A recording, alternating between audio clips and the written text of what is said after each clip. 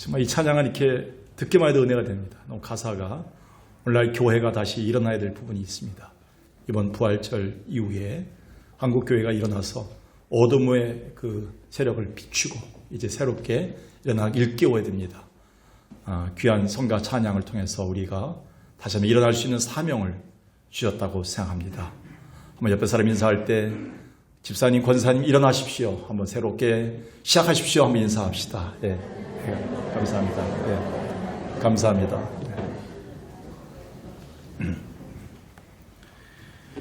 예, 오늘은 종료주일입니다. 따라서 오늘부터 한 주간 동안은 우리가 1년 중 어느 때보다도 예수 그리스도가 십자가에 달리신 그 죽음에 동참하는 마음으로 자신을 돌아보며 오로지 기도에 집념하는 바로 고난주간입니다. 이 고난주일을 종료주일이라고 말하는 이유는 예수님이 십자가 사명을 위해 나귀 타고 예루살렘에 입성하실 때 길에 서 있던 자들이 종려나무 가지를 펴서 호산나 외치며 찬양했던 것에서 유래했습니다. 그래서 요한복음 12장 12절 13절에 보니까 예수님께서 이제 예루살렘에 나귀 타고 입성할 때 많은 사람들이 종려나무 가지를 꺾어서 그 앞에 펴서 예수님이 지나가는 길목마다 호산나 호산나 찬양했던 것 때문에 종료주일이다 이렇게 얘기합니다. 근데 안타깝게도 이날 예수님이 입성하실 때 누구보다 종려나무 가지를 흔들며 호산나 찬양했던 자들이 몇 날 며칠이 못 되어서 예수님을 십자가에 못 박으라고 소리친 자들이 되었습니다. 마가복음 15장에서 마가는 이렇게 기록합니다. 그들이 다시 소리 지르되 그를 십자가에 못 박게 하소서. 빌라도가 이르되 어찌미냐 내가 예수를 보니 큰 죄가 없다 살려도 되지 않겠느냐 하니까 그 사람들이 호산나 찬양하며 종려나무 가지를 흔들었던 사람들이 입술이 변합니다. 입술이 변하면서 이렇게 얘기합니다. 그를 십자가에 못 박아라. 어떻게 이율배반적인 이런 행동이 일어날 수 있었을까요? 그것은 저들 유대인들이 가진 신앙이 그 기본에 있어 변질 또는 왜곡되었기 때문입니다. 겉으로는 여호와를 외치며 예배하면서도 그 마음으로는 주님과 멀어졌기 때문입니다. 이사야는 일찍이 이것을 이렇게 예언했습니다. 주께서 이르시되 내 백성이 입으로는 나를 가까이 하며 입술로는 공경하나. 우리가 잘 아는 단어가 나오지요. 그들의 입으로 마우스로 그들의 립, 그들의 입술로는 주여 믿습니다. 할렐루야 찬양 이렇게 하면서도 그들의 마음으로는 하나님을 멀리 떠났다. 이게 그들의 모습이었습니다.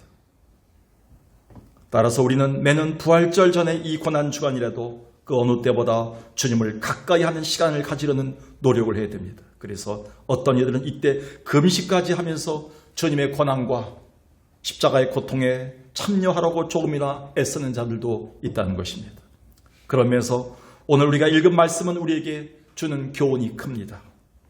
본문 시편 73편은 다윗의 궁정의 성가대장이었던 아삽이 하마터면 영적인 시험에 빠져 실족할 뻔했었는데 다행히도 그는 하나님의 성전으로 돌아와 하나님과 가까이 하고 나서야 비로소 오랜 신앙의 방황과 갈등을 끝내고 하나님을 찬양하고 하나님께 신앙 고백합니다. 그게 바로 오늘 시편 73편의 시입니다. 그는 이렇게 얘기합니다. 2절에서 나는 거의 넘어질 뻔했다. 나는 걸음이 미끄러질 뻔했다. 한마디로 뭡니까? 실족할 뻔했다. 예수 믿으면서 실족할 뻔하지 않은 사람이 어디 있겠습니까? 여기에는 기록하지 않았지만 3절에 보면 악인들이 흥하고 건강하고 악인들의 자녀들은 다 잘 된다. 근데 하나님 열심히 믿는 하나님 따르는 우리들은 다 힘들고 병들고 어렵다. 그걸 보면서 아삽이란 사람은 실족할 뻔했다. 나는 교회를 떠날 뻔만 했다. 이렇게 얘기합니다. 근데 17절에 하나님의 성소에 들어갈 때야 그들의 종말을 내가 깨달았다. 악인들이 흥하지 않고 악인들은 망하고 의인들이 망하지 않고 의인들이 흥한 것을 나는 그 결론을 봤다. 그러면서 28절에 이렇게 결론냅니다. 하나님께 가까이 하는 게 복이구나. 내가 하나님을 피난처로 삼는 게 복이구나. 내가 잘못 생각했구나. 이제 하나님께 돌아와 하나님의 성전에서 하나님을 가까이 하는 것이 복이다라는 고백을 하고 있는 것이 오늘 성경의 결론입니다. 그렇습니다. 우리가 하나님의 자녀라면 우리가 가진 모든 문제는 그 어떤 권력자나 지략가가 아닌 바로 우리가 하나님을 가까이 할 때야 비로소 합력할 손을 이루고 회복할 수 있다는 겁니다. 그래서 이 고난주간을 시작하는 오늘 이 예배 자리에 나온 여러분 모두가 하나님을 가까이 하는 자의 발걸음이 되었으면 좋겠습니다. 그렇다면 오늘 우리가 주를 가까이 하며 산다는 것은 곧 어떤 삶을 말하나요? 오늘 시편 기자 다윗의 궁정의 성가대장이었던 아삽이 말한 신앙 고백에 하나님을 가까이 한다는 삶은 구체적으로 무엇을 말하나요? 그 첫 번째는 하나님 한 분만으로 기뻐하는 삶을 말합니다. 오늘 본문에서 우리 눈에 띄는 가장 아름다운 신앙 고백의 구절이 있다면 저는 25절이라고 생각합니다. 25절 한번 읽어볼까요? 다 같이. 하늘에서는 주 외에 누가 내게 있으리요 땅에서는 주밖에 내가 사모하리가 없나이다. 여러분, 다윗의 성가대장 아삽은 비록 하나님을 찬양했던 자라 할지라도 그는 악인들의 흥함을 보고 하나님 믿는 사람들이 멸망한 걸 보면서 많은 괴로움과 시험을 당했습니다. 그는 마음이 무너졌습니다. 하나님을 원망하고 살았습니다. 하나님 떠나고 싶었습니다. 그래서 그는 땅에도 날아가 봤어요. 하늘을 쳐다보기도 했어요. 곳곳을 다녀봐도 하늘에서도 주님밖에 없고 땅에서도 주님밖에는 내가 의지할 사람이 없나이다 라는 고백이 나오는 거예요.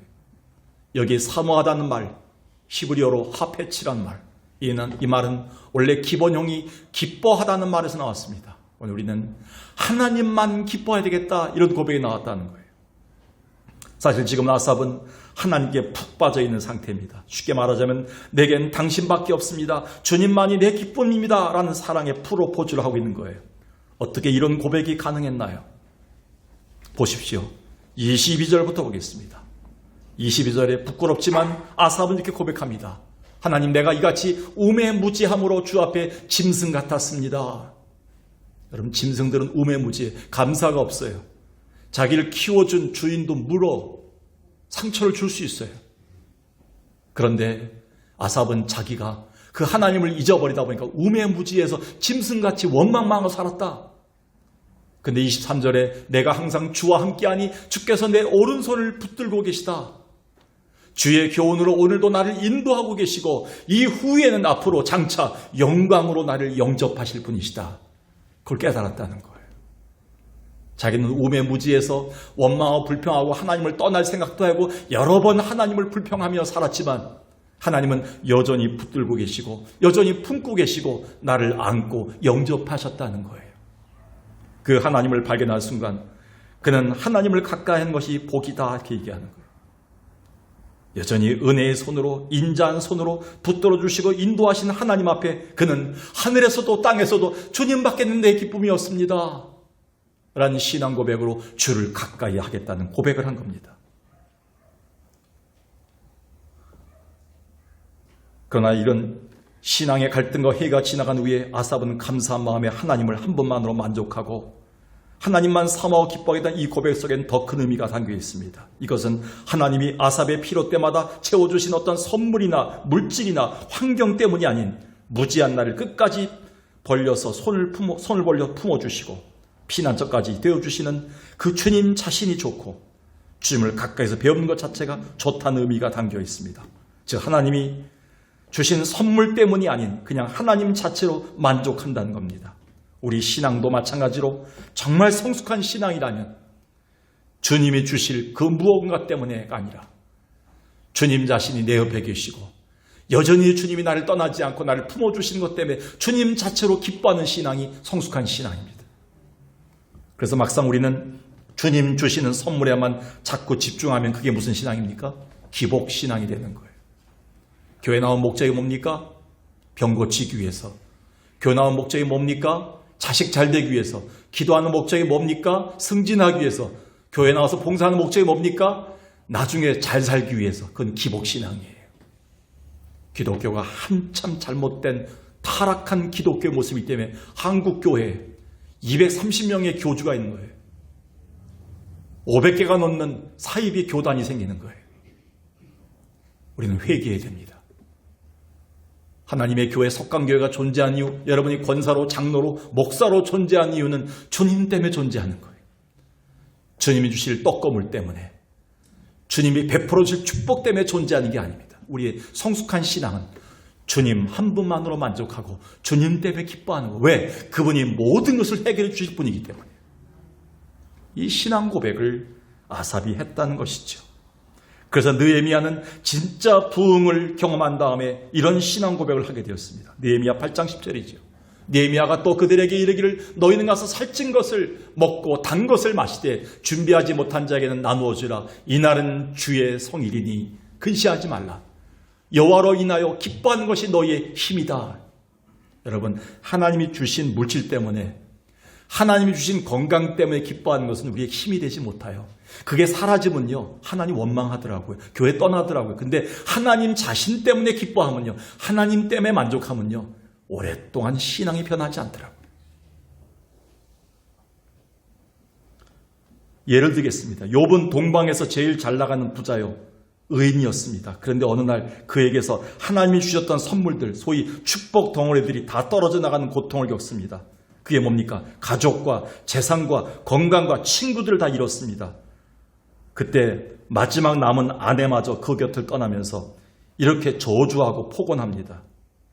하나님을 끝까지 믿느냐? 네가 믿는 하나님이 어디 있느냐? 하나님을 저주하고 팍 죽어라, 이렇게 얘기해요. 근데 욥이 어떻게 했을까요?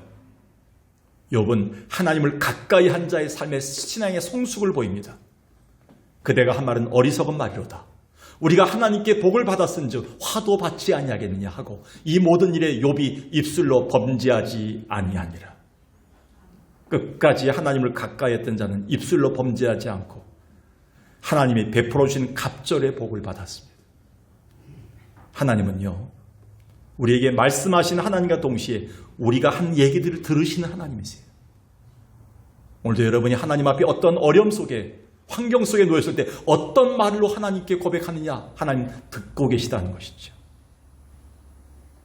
제발 주님 어렵지만 하나님이 계시기 때문에 저는 기쁩니다.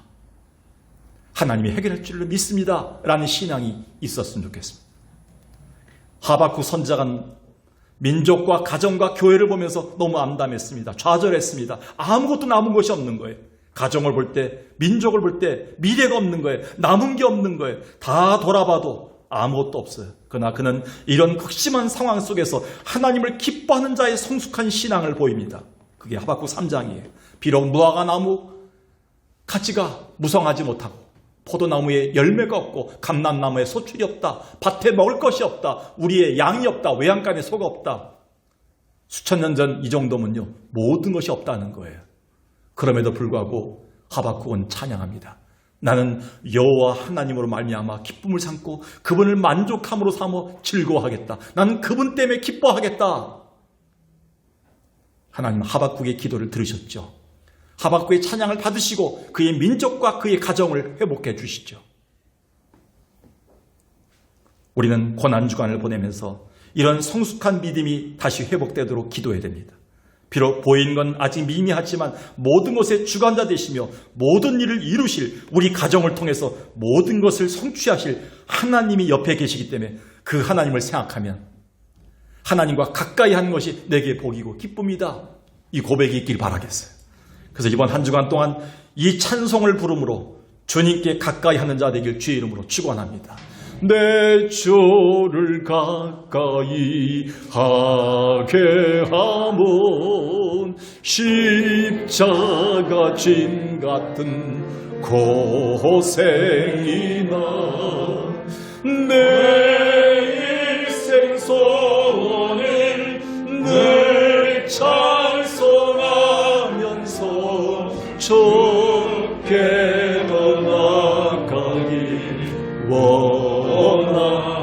4절 하겠습니다. 야곱이 잠깨요 야곱이 잠깨요 일어나무 돌강을 쌓은 것 본받아서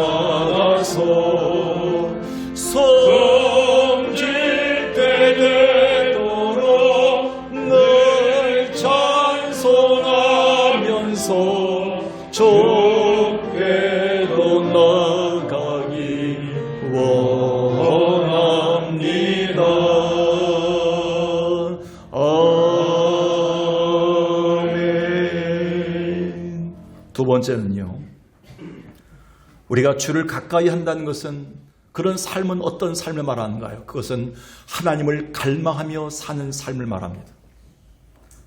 결론적으로 말하면 하나님을 찾고 기뻐하면서 사모하는 사람은 자연스레 하나님과 가까워지게 됩니다. 이것을 우리는 경건의 연습 또는 주님의 임재 연습이다 이렇게 부릅니다. 그런데 안타까운 것은 현대인들은 보이지 않는 하나님에 대한 사모함이나 갈망함이 없어져 가고 있습니다. 당장 눈앞에 보이는 힘있고 빽 있는 사람들에게 접근하려고만 합니다. 세상이 말하는 출세와 복을 얻고자 합니다. 그러다 보니 이 조그만 땅 대한민국의 정치, 경제, 국방, 체육 분야 모두가 비리투성이고 우상천지들로 쌓여 있습니다.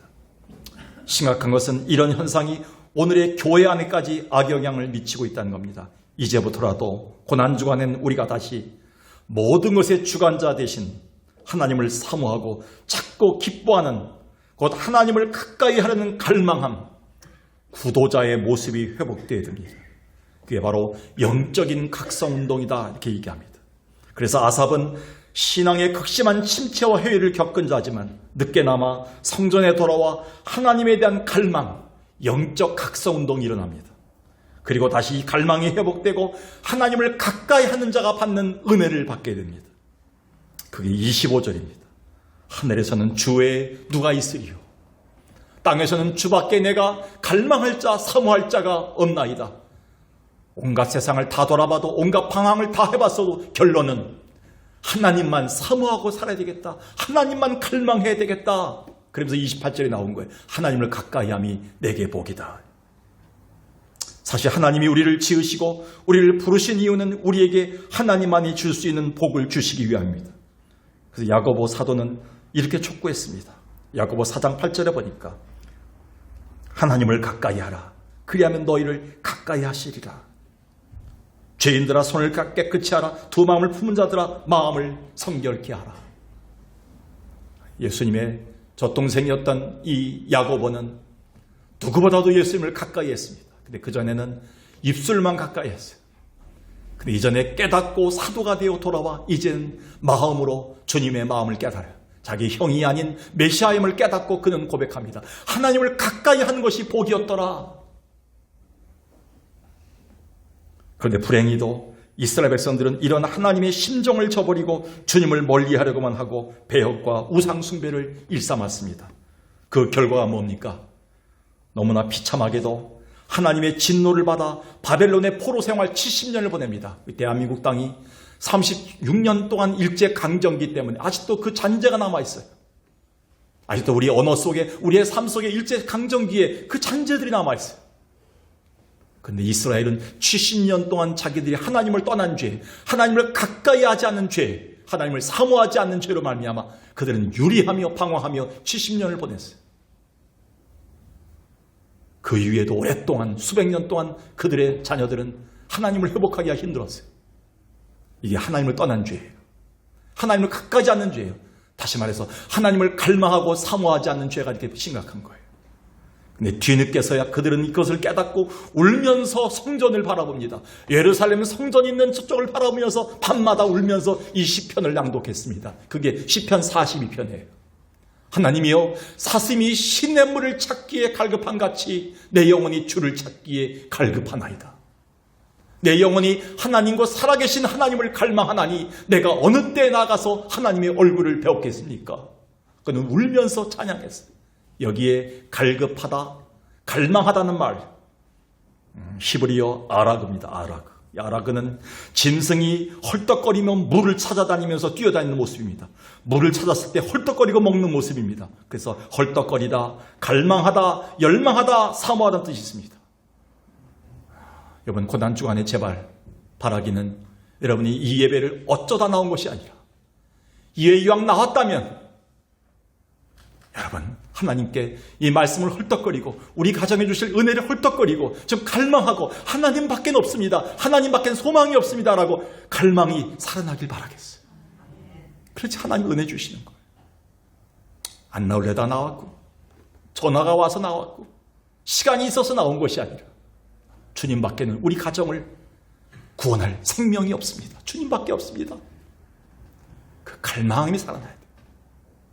안타까우며 울며 한탄하면서 우리가 이 노래를 부르기 전에, 이 찬양을 부르기 전에 우리는 지금 정상적일 때, 걸어나올 수 있을 때 하나님을 찬양할 수 있는 이 찬양이 갈망함이 있어야 돼요. 에이든 토저가 쓴 하나님을 갈망하다는 책이 최근에 출판되었습니다.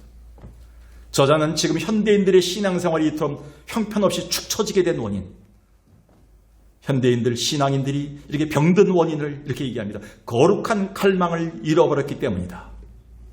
즉 우리의 자만심과 게으름이 영적 성장의 적이라고 하면서 지금이라도 우리가 다시 하나님을 향한 불타는 갈망이 회복된다면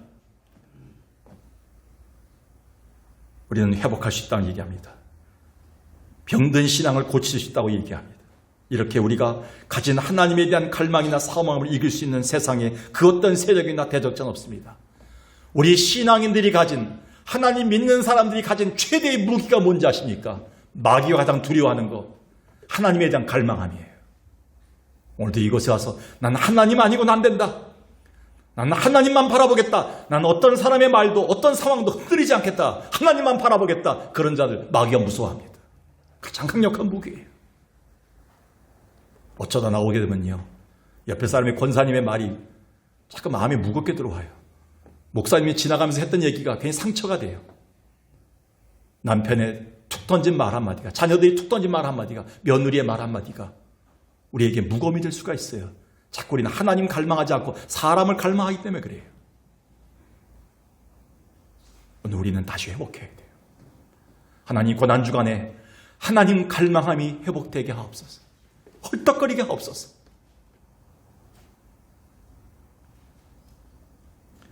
그래서 숱한 위기를 겪었던 다윗은 그 위기 속에서도 날마다 이렇게 갈망했어요. 시편 62편 나의 영혼이 잠잠히 하나님만 바라며 내 영혼이, 내 구원이 주님에게서 나옵니다.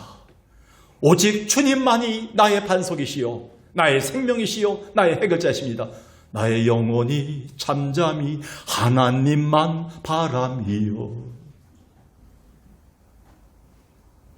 우리는 오로지 하나님만 갈망하겠습니다. 이 고백을 주님은 가장 기뻐하세요. 이 사랑의 프로포즈를 하나님 가장 기뻐하세요.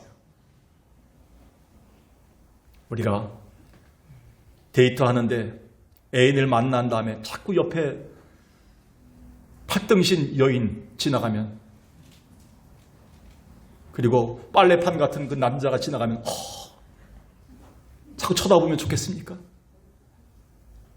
싸움 납니다. 갈라지게 됩니다. 주님도 우리의 사랑하는 인격자이시 아니겠습니까? 주님 만나러 와서 자꾸 옆에 사람 바라보고 세상 바라보고 자꾸 핸드폰 바라보고 다른 거 신경 쓰고 하면 주님 얼마나 마음이 아프겠습니까? 다 끊고 주님만 바라보세요. 한 번만이라도 그런 예배 드려보세요. 1년에 한 번에도. 하나님을 갈망하는 자는 주님 새 힘을 얻게 하신다 하시지 않았습니까? 어떤 질병도 고친다 말씀하지 않았습니까? 하나님 왜 나는 기도 응답이 없나요? 왜 우리 가정에는 이런 축복을 안 주시나요? 왜 나는 안 고쳐주시나요? 혹시 한 번만 생각해 보세요. 내가 예배를 처음부터 마지막까지 오직 하나님만 바라보면서 예배를 드린 적이 있는가? 내가 일주일에 단 하루만이라도 하나님만 아침부터 밤까지 주의를 하나님께만 바친 적이 있는가? 한 번만 그래 보세요. 모든 게 해결될 거예요. 우리 이 예배 1시간도 못 참아요. 이 시간도 우리가 해야 될 일이 너무나 많아요. 카톡도 해야 되고 누구도 연락도 해야 되고 뭐 뉴스도 봐야 되고. 이게 죄예요, 죄. 하나님을 모시고 불경한 죄입니다. 하나님만 바라보지 않고 갈망하지 못한 죄입니다. 이번 한 주간 동안 하나님을 그리워하고 갈망하는, 하나님을 향한 헐떡거림이 회복되는 주님을 가까이 하는 자의 복이 있기를 주의 이름으로 축원합니다. 마지막으로요. 하나님을 가까이 한다는 것은 어떤 삶인가요? 하나님의 영광이 드러나는 삶입니다. 다시 얘기합니다. 하나님의 영광의 빛이 드러나는 삶입니다. 모세는 출애굽 후에 하나님의 산인 시내 산에 올라가 어느 때보다 하나님을 가까이 하는 시간을 보냈습니다. 그런 다음에 모세가 산에서 내려오는데 놀라운 일이 벌어졌어요. 그 얼굴에 하나님의 영광의 광채가 나기 시작했어요. 사람들은 그 얼굴을 쳐다볼 수가 없었어요. 출애굽기 34장 29절 봅시다. 모세가 증거의 두 판을 모세 손에 들고 시내산에서 내려오니 그 산에서 내려올 때 모세는 자기가 여호와와 말하였으므로 하나님과 대면했으므로 가까이 있기 때문에 말미암아 얼굴에 피부에 광채가 나니 자기는 깨닫지 못하더라. 그런데 30절에 보니까요, 아론과 이스라엘 자손이 모세를 볼 때 모세의 얼굴 피부에 광채가 남을 보고 어느 피부과 갔었어? 광야 피부과 다녀온 거야? 무슨 보톡스 맞았어? 어떤 마스크팩 했어? 어떤 화장품이야? 라고 물어본 거예요. 가까이 하지 못했어요. 왜? 하나님을 오랫동안 가까이 하고 교제했던 모세의 얼굴이 광채가 나기 시작해서 아무도 근접하지 못한 거예요. 어떤 아이가 글을 썼는데 우리 엄마는 교회 갔다 온 다음에 이렇게 전화기를 붙들고 싸우는지 얼굴이 굳어졌는지 교회만 갔다 오면 싸우고 울고 교회만 갔다 오면 얼굴이 굳어져 있다. 그렇게 얘기합니다. 우리 엄마는 교회 가서 하나님의 광채, 영광을 좀 보고 얼굴이 달랐으면 좋겠다. 빛이 났으면 좋겠다. 그게 전도예요. 그게 참 신앙입니다. 오늘 아침에 예배를 드린 자와 예배 안 드린 자의 차이점이 어디 있겠습니까? 아로나민 골드를 먹은 자와 안 먹은 자의 차이점이 그 정도밖에 안 되겠습니까, 우리가? 하나님께 나와 하나님의 얼굴을 뵙고 말씀과 기도 가운데 빛을 받았던 자와 찬양으로 빛을 받은 자와 그렇지 않은 자의 차이점이 그렇게 없을까요? 시편 기자 아삽은 하나님을 가까이 보고 성전에 돌아보니 주의 행적이 나타나겠다. 하나님께 가까이 함이 내게 복이라. 내가 주 여호와를 나의 피난처로 삼아 주의 모든 행적을 전파하리이다. 여기 행적이란 말은 주의 업적, 주의 흔적, 주님의 손길, 주님의 일하심, 주님의 발자취, 주님의 영광, 주님의 빛이 다 포함되고 있습니다. 여러분, 오전에 일부 예배도 광고했지만 우리 이순노 구청장이 옛날에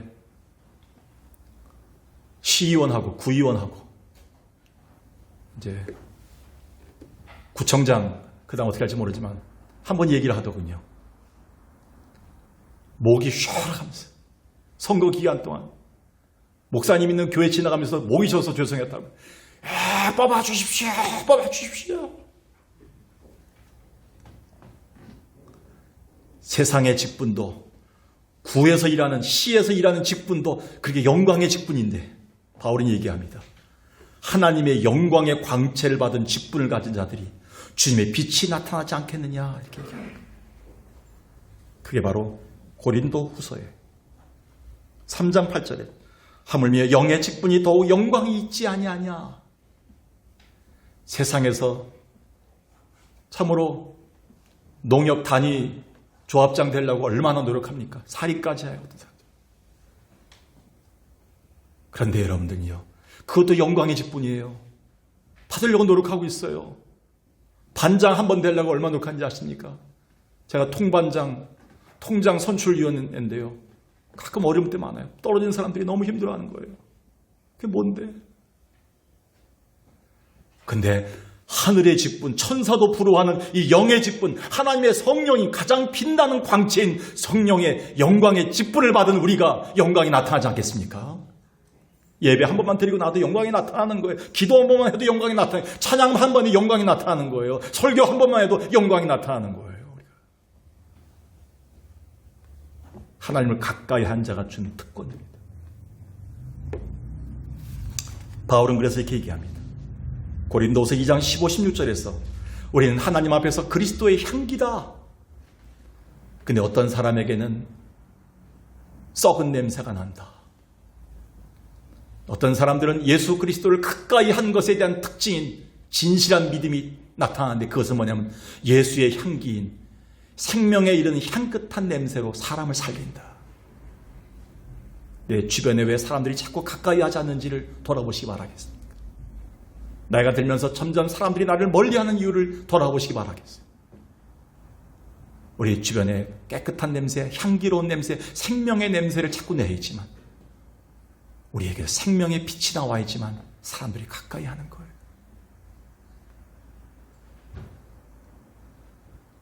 여러분에게는 어떤 빛이 나나요? 어떤 냄새가 나나요? 주님을 가까이 한 자의 영광스러운 빛이, 주의 행적이 드러났으면 좋겠습니다. 조 리그니가 썼던 땅의 것들이라는 책이 있습니다. 이 부제에 쓰여있듯이 이 책의 부제는 땅의 것으로 하나님이 기뻐할 수 있을까? 우리가 이 땅에서 어떻게 살아야, 어떻게 먹어야 하나님의 영광 받으실까를 고민하며 쓴 책이에요. 그러면서 우리가 기독교 쾌락주의자가 되라 이렇게 도전합니다. 저자는. 하나님은 우리가 주님 안에서 가장 만족함을 느낄 때 우리에게서 큰 영광을 받으시는데 이 땅의 것들이라도 우리가 주님과 가까이 하면서 누리고 받아들이고 먹게 되면 그것으로 영광 받으시는 분이시다 이렇게 얘기합니다. 오늘 여러분이 만지고 가고 받는 것은 다 땅의 것들입니다. 천하게 생각하지 마세요. 이것을 오늘도 주님을 가까이 한 자의 모습으로 만지고 먹고 마시고 지내면 주께서 영광 받으실 줄로 믿습니다. 오늘 우리는 땅의 것들이지만 주님께 영광 드릴 수가 있어요. 그래서 바울은 고린도전서 10장 31절 이렇게 얘기합니다. 너희가 무엇을 먹든지 마시든지 무엇을 하든지 다 하나님의 영광만을 위해 하라. 무슨 뜻입니까? 하나님의 빛이 나오게 하라. 그래서 여러분 술을 마시더라도요, 취하더라도 하나님의 영광의 빛이 쫙 나오면 술 마실 수 있어요. 사람을 패더라도요, 거기서 하나님의 영광의 빛이 나오면 패도 돼요. 근데 거기는 빛이 안 나올 때가 많더라. 그게 못하는 거 우리는. 학자들은 이 구절을 하나님의 지향성, 하나님 지향성의 삶이다 이렇게 얘기합니다. 우리의 마음과 영을 하나님 쪽으로 움직여서 우리의 사고와 애정과 행동이 궁극적으로 하나님께 귀착되게끔 하는 하나님의 영광의 삶을 말합니다. 고린도서 10장 31절은 굉장히 중요한 구절이에요. 누구 지향성이요? 오늘 여러분이 먹고 마시고 사는 모든 게 말하는 게 다 하나님 쪽으로 몰려 있어야 돼요. 하나님이 원하는 쪽으로. 그게 애정이에요. 그게 갈망함이에요. 그럴 때 우리에게는 뭐예요? 하나님의 빛이 나오게 돼 있어요. 먹고 마시고 사는 것 자체가 말 속에서도 빛이 나오는 거예요. 그게 영광입니다.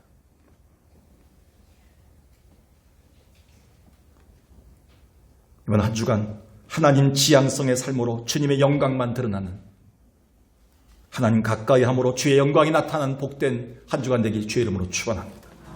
말씀을 마칩니다.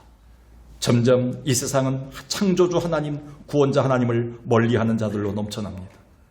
주님의 자전을 조차 주님을 더 가까이 하려는 모습들이 나타나지 않습니다. 그러나 우리는 특별히 부활절을 앞둔 고난주간 한 주간을 보내는 동안 주님께 가까이 하려는 구도자의 모습이 회복되어야 됩니다. 그것은 무엇일까요? 하나님을 한 분만으로 기뻐할 수 있는 삶입니다.